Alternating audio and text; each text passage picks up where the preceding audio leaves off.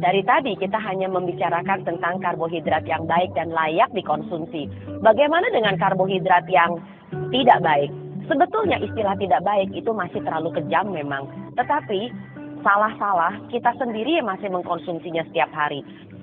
Gula adalah salah satu karbohidrat yang mempunyai nilai glycemic index tinggi yang semestinya sudah bukan hanya sekedar dibatasi, bahkan kalau saya nilai tidak perlu digunakan. Kenapa demikian? Karena kita sudah menggunakannya dengan cara yang terlalu berlebihan. Bukan hanya sekedar untuk membuat teh, membuat kopi, tapi juga untuk berbagai macam makanan yang kita bikin setiap hari di dapur.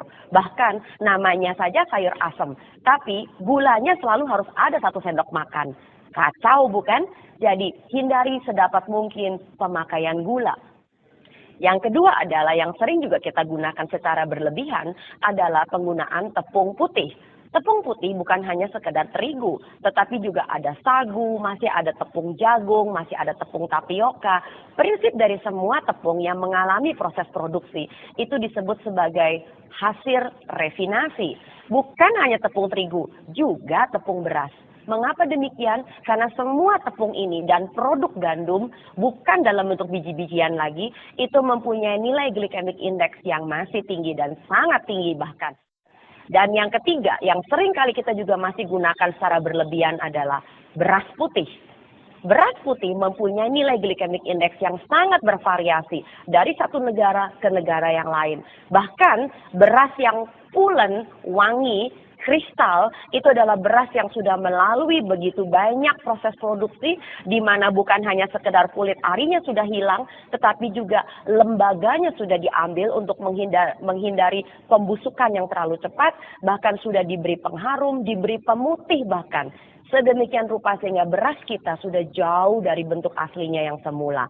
Apabila Anda betul-betul masih menginginkan adanya beras, makanlah beras pecah kulit. Tidak hanya beras merah, tapi disebut sebagai beras pecah kulit. Beras pecah kulit itu adalah beras yang masih menggunakan proses penumbukan yang secara alami yang masih ada di kampung-kampung. Bukan melalui proses penggilingan dan proses refinasi.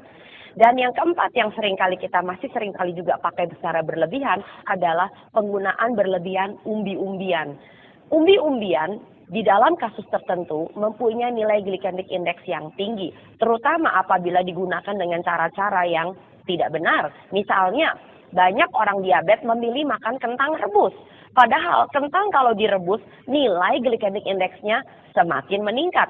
Apalagi orang Indonesia, kentangnya rebus, lalu kemudian kulitnya dibuang. Nah, justru kentang yang masih ada kulitnya itu masih membantu agar nilai glycemic index-nya tidak terlalu tinggi.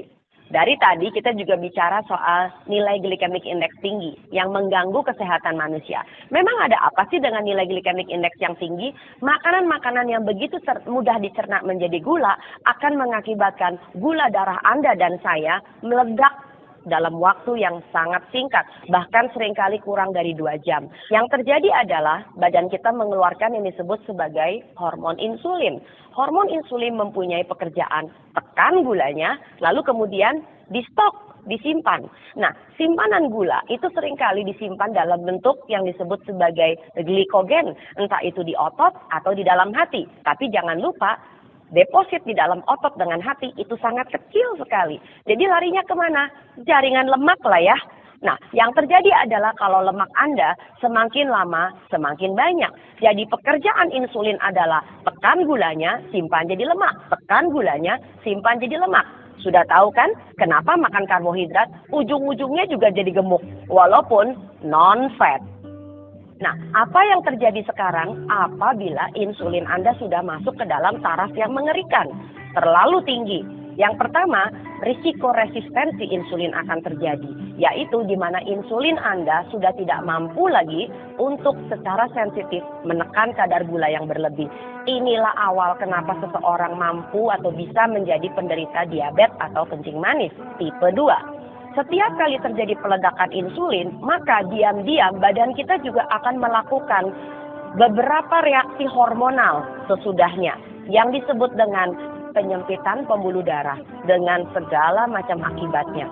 Termasuk Rasa kesemutan pertanda bahwa tidak efisiennya, tidak sufficientnya aliran darah sampai dengan ke ujung-ujung jari Anda.